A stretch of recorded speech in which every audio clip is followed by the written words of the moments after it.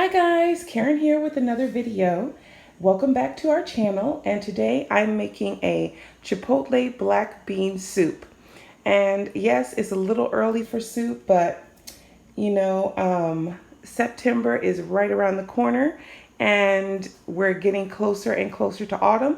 So I thought I would start off with a soup that can also be used as, you can add something else to it to make it into a chili, but I'm not doing that. But you can use it in that way if you like. You can serve it with rice, but let me get into the ingredients.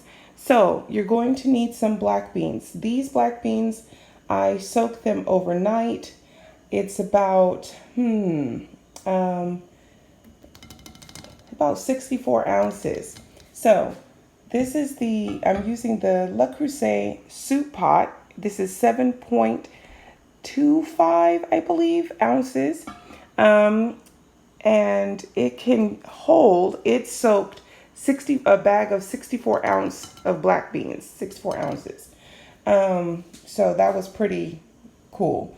And I have some vegetable broth here that was left over that's sitting in the refrigerator that, once you pull it from the freezer to the refrigerator, it has to be used. But you don't have to use it if you don't want to. That's 4 cups. And whatever else I need, I'll just season my water if I need to use more. You're going to need some tomatoes, diced tomatoes. These are diced tomatoes with chilies in them, and it's probably about 3 cups. And that's because there's a lot here. So there's a lot of beans here, so I'm going to need a lot of that. Here I have chili powder and cumin, probably about 2 teaspoons apiece. I have this Chipotle Chipotle and adobo sauce. So you're going to need this because I didn't have it on hand. And then I have a large onion. I have 7 cloves of garlic here.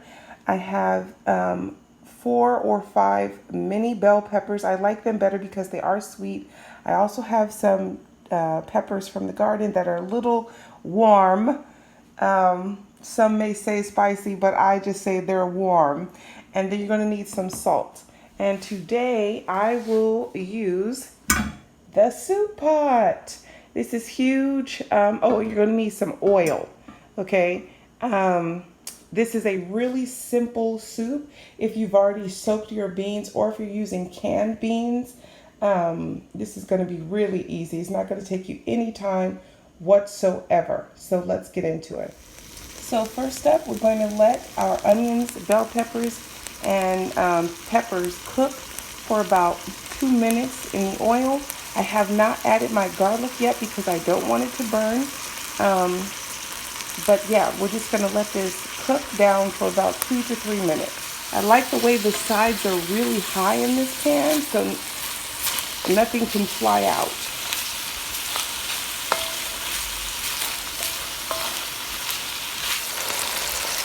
I have added the garlic in, so I'm just going to mix this all together.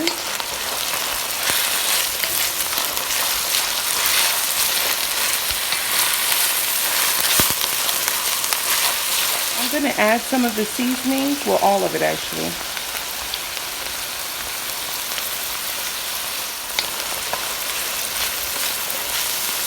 Mix all that in.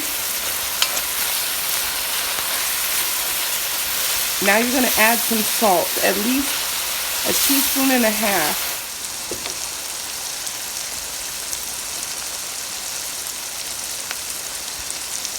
To this, I'm going to add the tomatoes.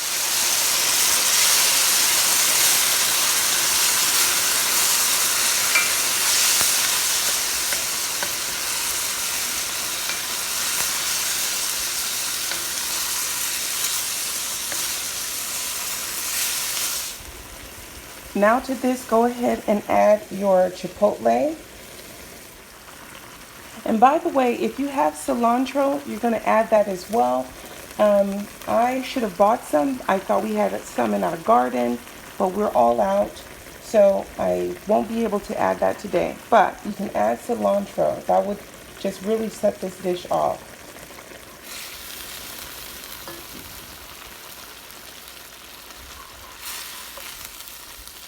Okay, now you're going to add your beans a little bit at a time. So I've added half so far, half of the bowl of beans.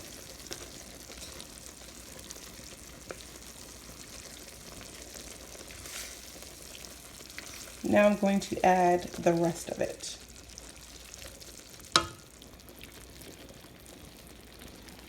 So at this point, you want to taste to make sure everything is well seasoned.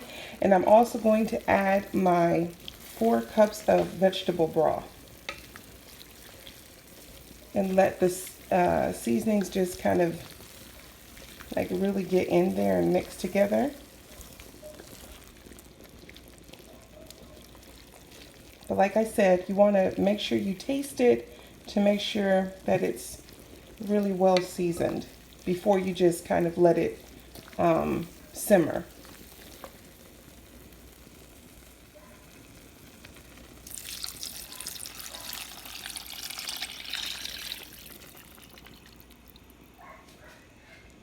Okay. Now I'm going to let this simmer. Well, probably I'm going to leave it at medium to low heat because my beans are already cooked. So I just need the flavors to really get together. And then I'll show you how I'm going to make it creamy. I forgot to say. So I'm going to leave this for about 10 minutes to just cook on low. And I'm going to show you how I get some of it to be creamy right before it's completed. Okay, so what I've done is I've taken 2 cups of the soup out into another container. I'm going to run this through the blender till it's smooth, and I'm going to add it back to the soup to give it the creaminess it needs. So after you use your food processor or blender, you're just going to pour it right back in. And I'm going to mix this together. And then it's going to be all she wrote. So I'm just going to stir this all in. Give it a nice creamy texture.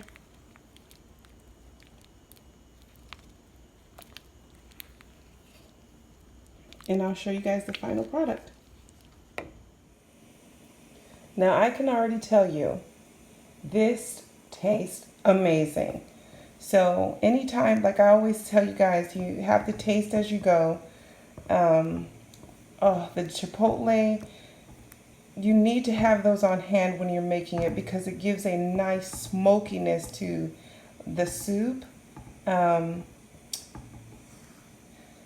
This is delicious, and it smells, I wish there was smell-o-vision, but this is so good. I will be serving this alongside with some rice because we eat rice. We eat a lot of rice around here. And but you don't have to. You can serve this by itself with a little sour cream, some green onions on top, you know, whatever you want to do. This is absolutely delicious, guys. And for those wondering, yes, the trivet is here. I promise I use them.